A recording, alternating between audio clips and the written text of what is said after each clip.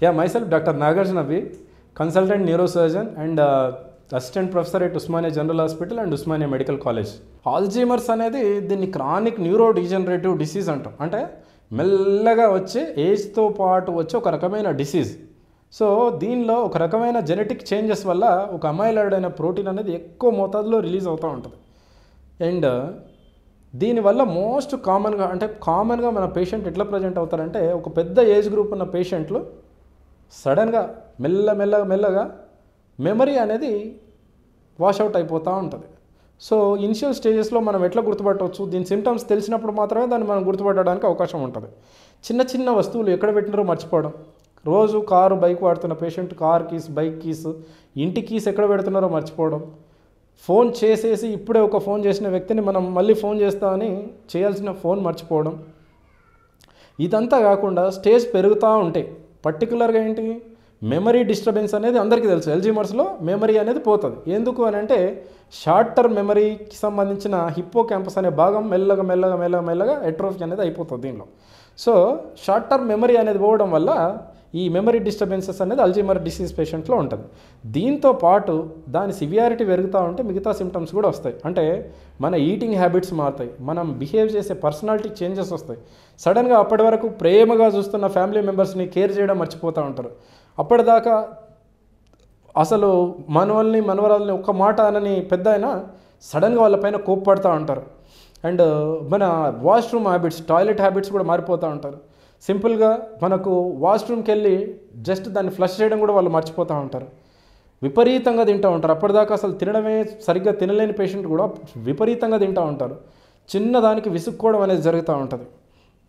So ఈ stage పెరుగుతూ ఉంటే దీనిలో చేంజెస్ అనేవి చిన్న మెమరీ డిస్టర్బెన్సెస్ దగ్గర నుంచి అసలు లైఫ్తో వీళ్ళు ప్రాణాలతోటి బతకడం ఆల్మోస్ట్ ఇంపాసిబుల్ వితౌట్ సపోర్ట్ అనే స్టేజ్కి వచ్చేస్తారు. సో దీనిలో పర్టికులర్గా ఏంటంటే, దీనికి సహజంగా ఈ డిసీజ్కి పర్టికులర్గా ఈ ఒక్క ట్రీట్మెంట్ ఇస్తే ఈయన బతుకుతారు, ఈయన బెటర్గా బతుకుతారు, చేంజెస్ అన్నీ రివర్ట్ అవుతాయి అనే అవకాశం తక్కువ. కాకపోతే ఏంటి అని అంటే, మనం బాగా దీనిలో మనం నోటీస్ చేయాల్సింది, మనం ఎంఫసైజ్ చేయాల్సింది, డాక్టర్స్ అయినా కానీ లేకపోతే పేషెంట్స్ అయినా కానీ, మెమరీ డిస్టర్బెన్స్ వచ్చేసిన చాలామంది పేషెంట్లు 100లో మెమరీ డిస్టర్బెన్స్ ఉన్న పేషెంట్లో మెజారిటీ ఆఫ్ ద పేషెంట్స్ ఈ అల్జీమర్స్లో ఉంటారు. కాకపోతే ఏంటి అని అంటే, అల్జీమర్స్ కాకుండా మిగతా కారణాలు కూడా మెమరీ డిస్టర్బెన్సెస్ క్రియేట్ చేసే ఉన్నాయి.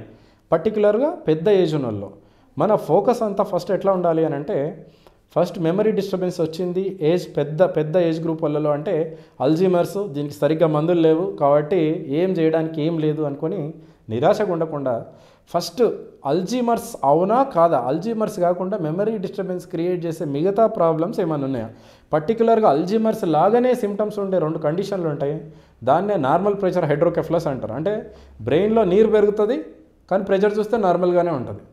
అండ్ రెండోది క్రానిక్ సబ్డ్యూరల్ హెమరేజ్ అంటారు. అంటే బ్రెయిన్ పైన పొరల్లో ఏజ్తో పాటు బ్రెయిన్ అనేది స్ట్రింక్ అవుతూ ఉంటుంది.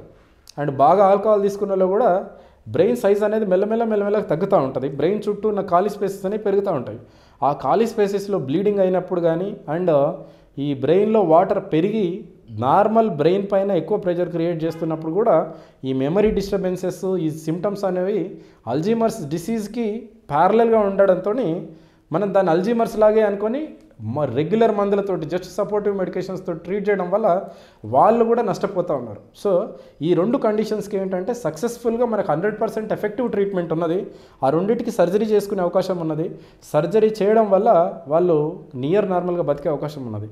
వేరేజ్ అల్జీమర్స్ పేషెంట్స్కి ఎటువంటి సర్జరీ అనేది అవసరం లేదు. మందులతోటి, సపోర్టివ్ ట్రీట్మెంట్ తోటి, బిహేవియరల్ సపోర్ట్ తోటి అండ్ కాగ్నిటివ్ థెరపీ తోటి వాళ్ళని ఉన్న దానిలో వాళ్ళ డిసెబిలిటీ లెవెల్ని ఎంతో కొంత మనం తగ్గించుకోవచ్చు. పూర్తిగా మనం ఇంకొక 2 మనుషుల పైన డిపెండ్ అయ్యే వ్యక్తిని, ఆ డిపెండెన్సీని మన మందులతోటి అండ్ మిగతా సైకలాజికల్ సపోర్ట్ తోటి ఎంతో కొంత తగ్గించుకునే అవకాశం ఉన్నది.